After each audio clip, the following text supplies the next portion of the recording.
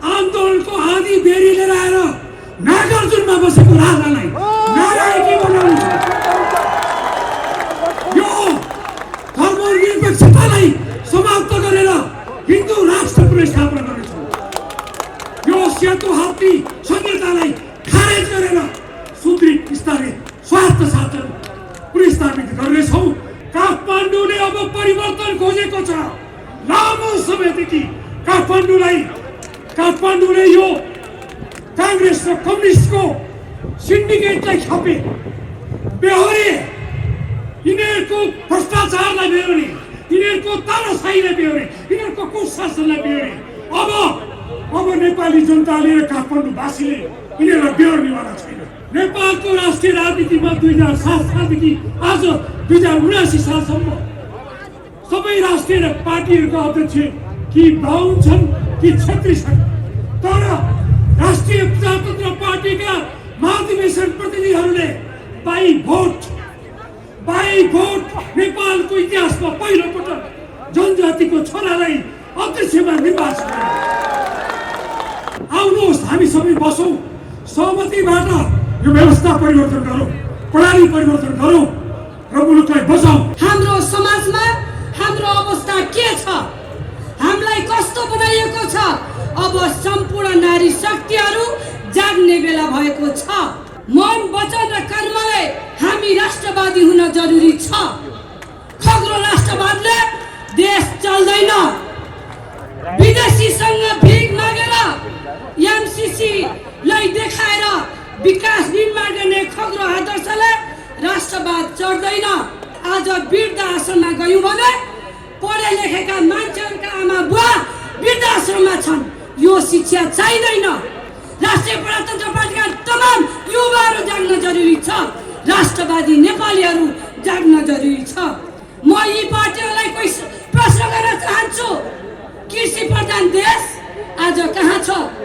देशलाई स्विजरल्यान्ड बनाउँछु भनेर आउँदा आज निधाएर तपाईहरुले नेपाललाई श्रीलङ्का बनाउँदै हुनुहुन्छ। अब नेपालीहरू जाग्न जरुरी छ।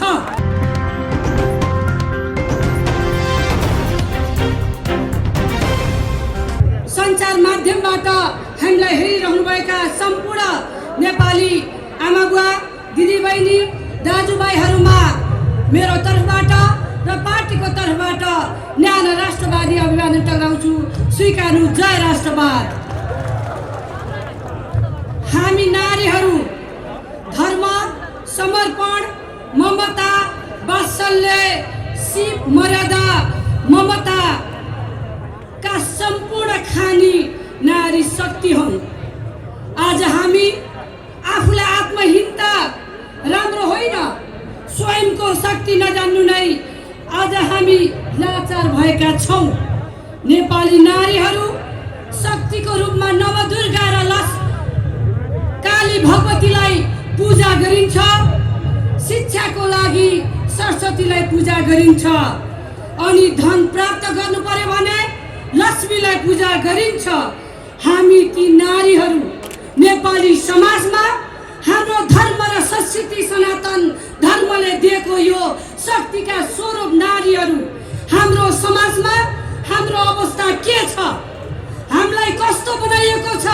अब सम्पूर्ण नारी शक्तिहरू जाग्ने बेला भएको छ। राष्ट्रिय प्रजातन्त्र पार्टीले अभियान ल्याएको छ। आफ्नो धर्म र संस्कृतिलाई जगाएर सबल र सक्षम राष्ट्र निर्माण गर्नका लागि राष्ट्रिय प्रजातन्त्र पार्टीले आह्वान गरेको छ। सम्पूर्ण नारीहरूलाई जागृत गर्नका लागि म यस मञ्चबाट आह्वान गर्न चाहन्छु। यही भनिरहँदा स्वर्गीय राजा महेन्द्रको एउटा श्लोक मलाई याद आयो। स्वदेशी बन, स्वदेशी भन, समाल नेपाल। मन, वचन र कर्मले हामी राष्ट्रवादी हुन जरुरी छ। खग्रो राष्ट्रवादले देश चल्दैन। विदेशीसँग भिख मागेर एमसीसी लाई देखाएर विकास निर्माण गर्ने खग्रो आदर्शले राष्ट्रवाद चढ्दैन। राष्ट्रियता चल्दैन। देश विकास हुँदैन। भोको पेट भरिँदैन। त्यसैले हामी चाहन्छौँ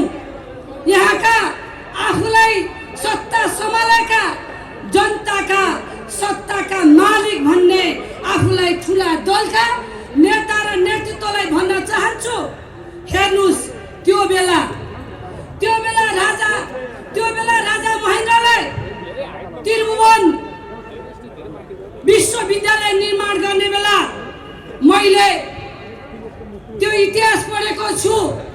जुन भवन निर्माण गर्ने बेला पैसा नपुग्दा दरबारमा छलफल भइरहँदा राजा महेन्द्रका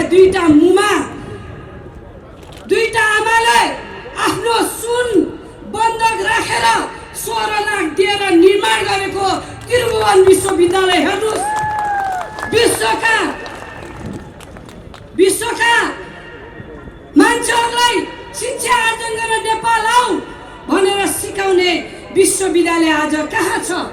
कस्तो शिक्षा हामीले लिएका छौँ?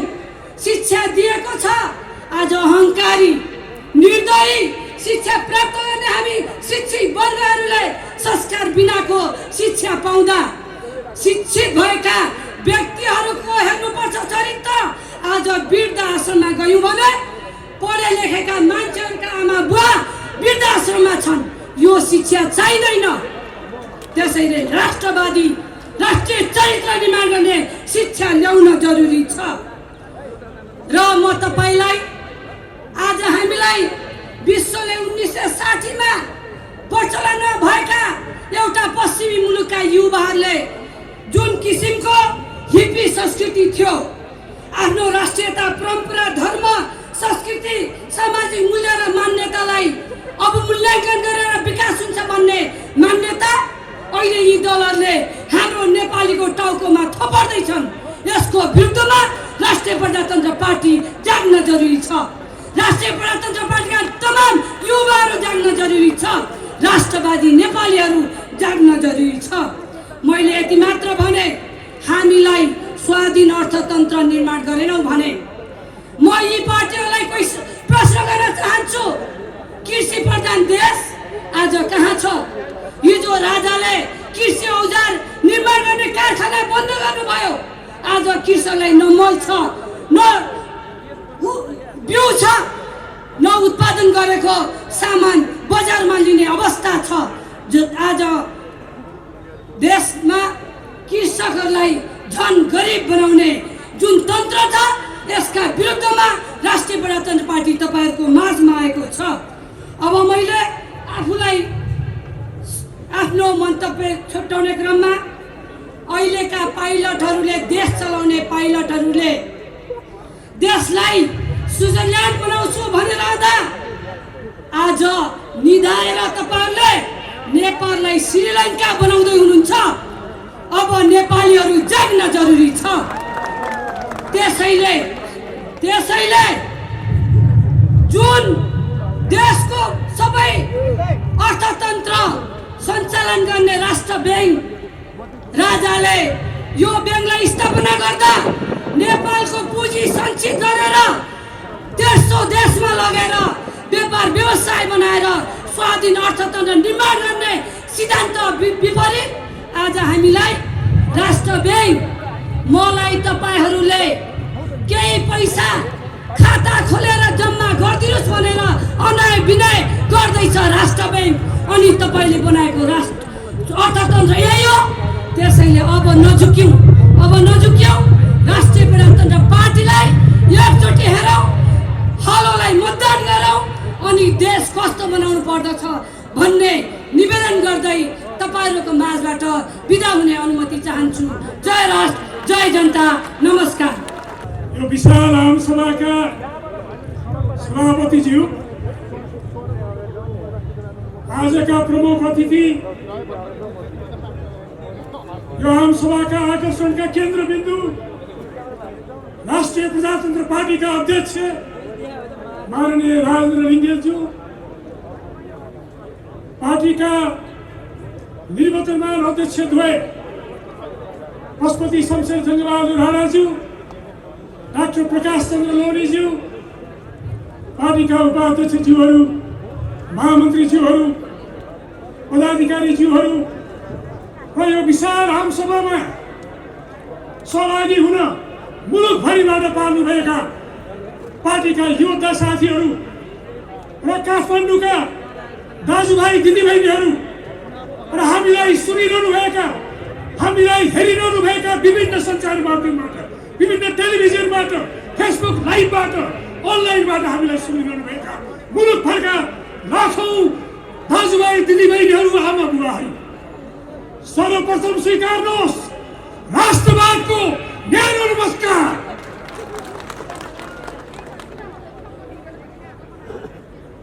साथीहरू, हामी यो विशाल आमसभा काठमाडौँमा गरिरहेका छौँ। म काठमाडौँको जन्मेर हुर्किएको, काठमाडौँमै राजनीति गर्ने व्यक्ति भएको नाताले मलाई गर्व लागिरहेको छ। यो काठमाडौँ सामान्य काठमाडौँ होइन, यो मुलुकको राजधानी मात्र होइन, यो मुलुकको आर्थिक राजधानी पनि हो, यो मुलुकको सांस्कृतिक राजधानी पनि हो, यो मुलुकको धार्मिक राजधानी पनि हो। यो मुलुकको सम्पूर्ण परिवर्तनहरू यही काठमाडौँका जनताहरू सडकमा उत्रिएपछि मात्र सम्भव भएको छ।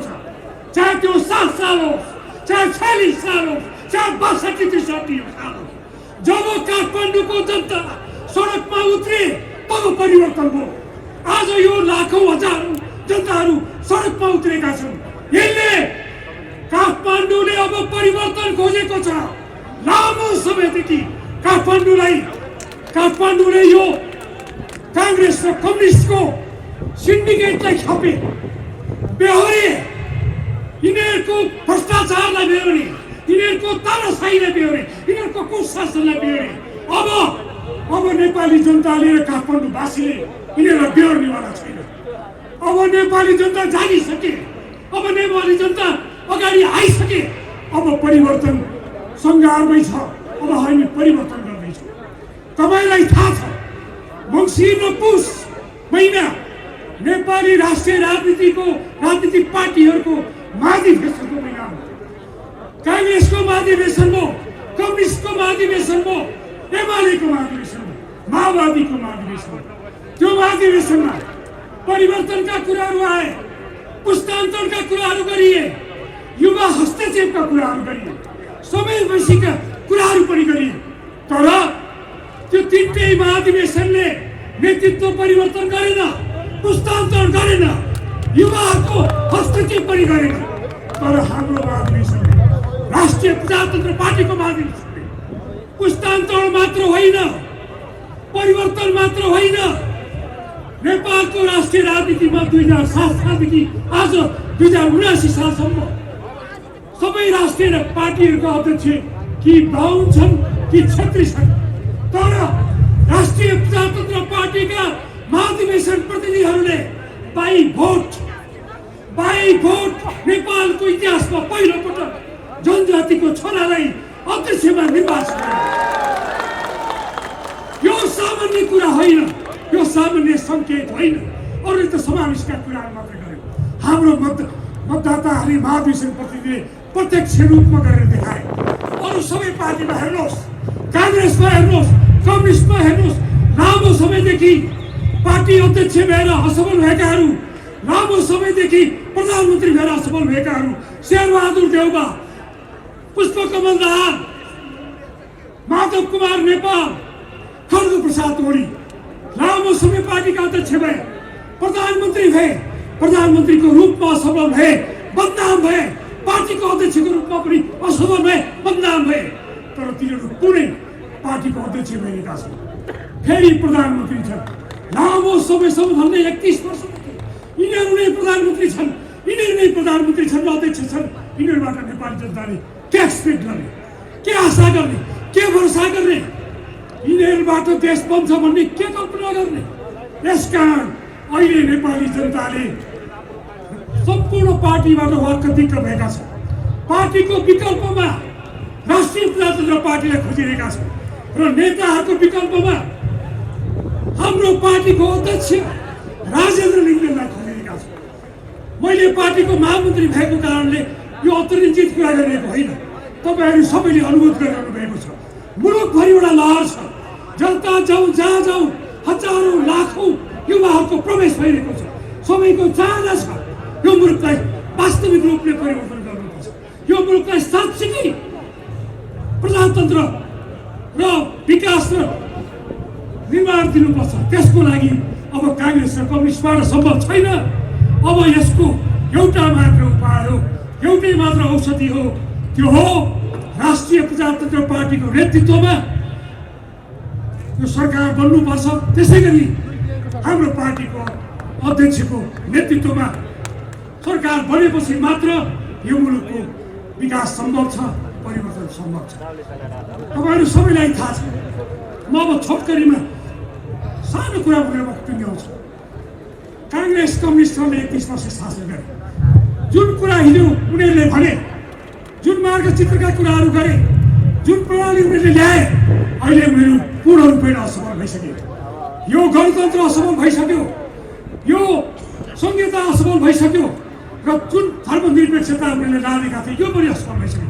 अब हामी तपाईँलाई आग्रह गर्न चाहन्छौँ, अनुरोध गर्न चाहन्छौँ, आउनुहोस् हामी सबै बसौँ, सहमतिबाट यो व्यवस्था परिवर्तन गरौँ, प्रणाली परिवर्तन गरौँ र मुलुकलाई बचाउँ। यदि तपाईँहरू यो हाम्रो आग्रह स्वीकार गर्नुहुन्न भने हामी बाध्य भएर आन्दोलनको आधी बेरी लिएर आएर नागार्जुनमा बसेको राजालाई नारायणी बनाउनु छ। यो धर्मनिरपेक्षतालाई समाप्त गरेर हिन्दू राष्ट्रको स्थापना गर्नेछौँ। यो सेतो हात्ती संहितालाई खारेज गरेर सुदृढ स्तरीय स्वार्थ शासन पुनर्स्थापित गर्नेछौँ। म आग्रह गर्छु काङ्ग्रेस र कम्युनिस्टहरूलाई, तपाईँहरू गल्ती नगर्नुहोस्, भुल नगर्नुहोस्, समयमा सचिनुहोस्, सहकार्य गर्नुहोस्, सहमतिबाटै राष्ट्र पुनर्स्थापना गरौँ, हिन्दू राष्ट्र पुनर्स्थापना गरौँ र संहिताको खारेज गरौँ भन्ने अनुरोध र आग्रह गर्दै म मेरो वक्तव्य यही शेष गर्छु।